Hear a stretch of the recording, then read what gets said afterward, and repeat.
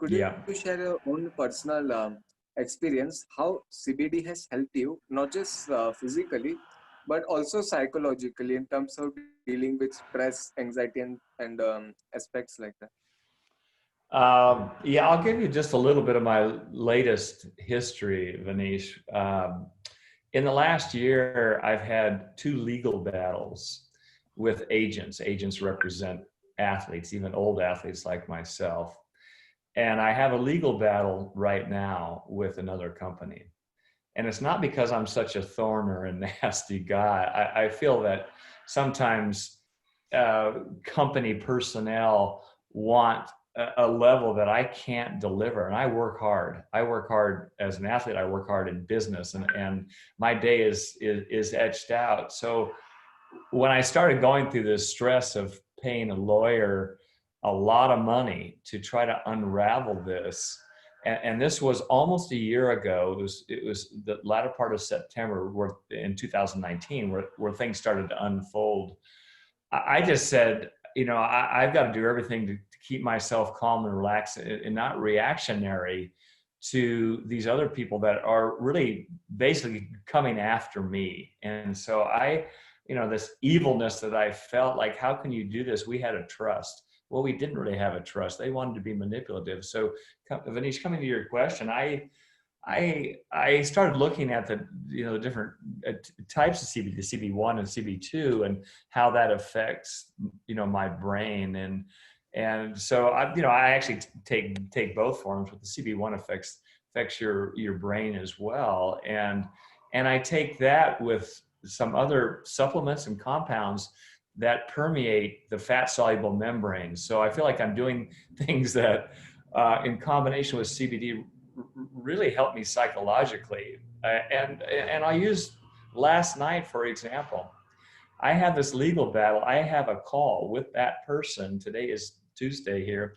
I have a call with that person to end this relationship on Wednesday. I think about it 24/7.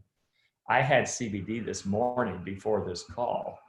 So I take a little tincture and I put it sublingually underneath my tongue, not because of you two guys. You're very calming, but because of what's going on in my mind. I hope the person you ended the relationship with also had some CBD. Yeah, I can't categorize the people that I work with. I'm just kind of dumbfounded by their professional inaction. So I don't feel favorable about a lot of them at the moment. Right.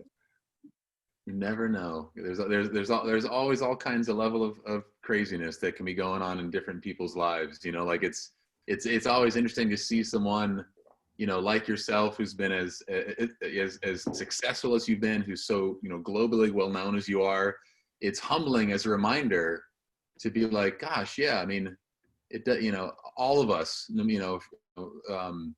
all of us are navigating stress and challenges, no matter what space in life, chapter in life we're on.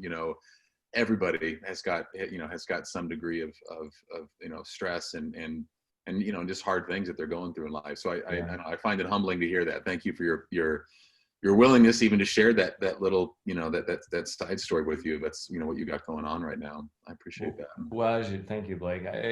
We all do, and I think one of the things that was very difficult for me when I was an athlete, and I was world champion. I'm coming back to defend my title. Everyone always thought, "Oh, Dave Scott, you're invincible. Yeah. You're always up. You're always ready." Totally. Yeah, you're exercising every day, and your mind is so strong. Well, my family and close friends that knew me well through all those years and continue to do so, because during those times, I had many prolonged periods of depression. Interesting. Really? It permeates a lot of athletes, and certainly actors and entertainers, that seem to have this. And I knew Robin Williams, who I was just going to mention him. Yeah, that blew my mind when he committed suicide. It's like, how can that guy have challenges? How can he have a rough life? He's Robin Williams. Exactly, and I think that is the notion that there's people want to put you in on this pedestal, up in this upper tier, this box, that we're infallible, we're untouchable, we're invincible.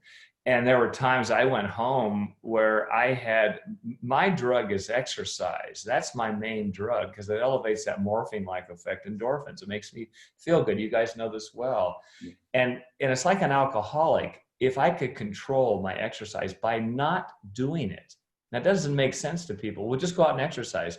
No, because I couldn't do it at the level that I wanted to. If I wanted to go out and ride for 3 hours, an hour and a half lowered the bar so low, so I'd go to 0.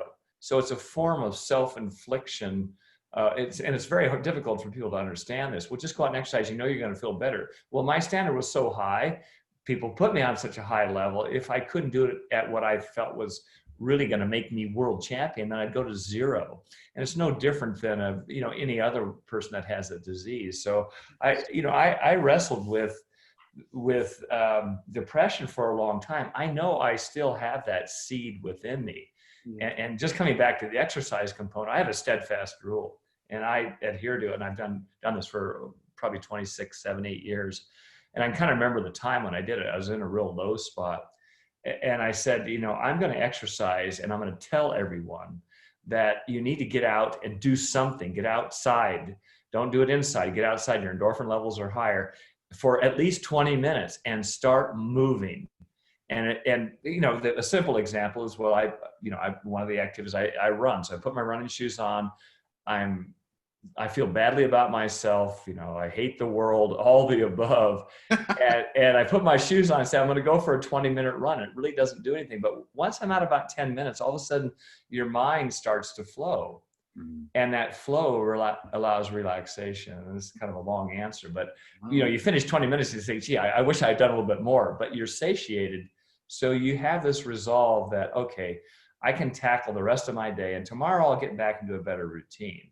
It picks you up just a little bit. So I remind people, I have a 20-minute rule and I don't care how busy you are.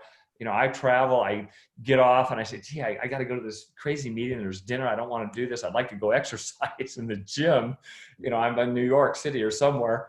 Yeah. And I say, okay, and the weather stinks and I'm going to run up and down the stairs here for 20 minutes. And I'm just body exercises in my hotel room. And I'm going to be breathing hard and sweating, take a shower for 2 minutes and boom, I'm off. And I feel good.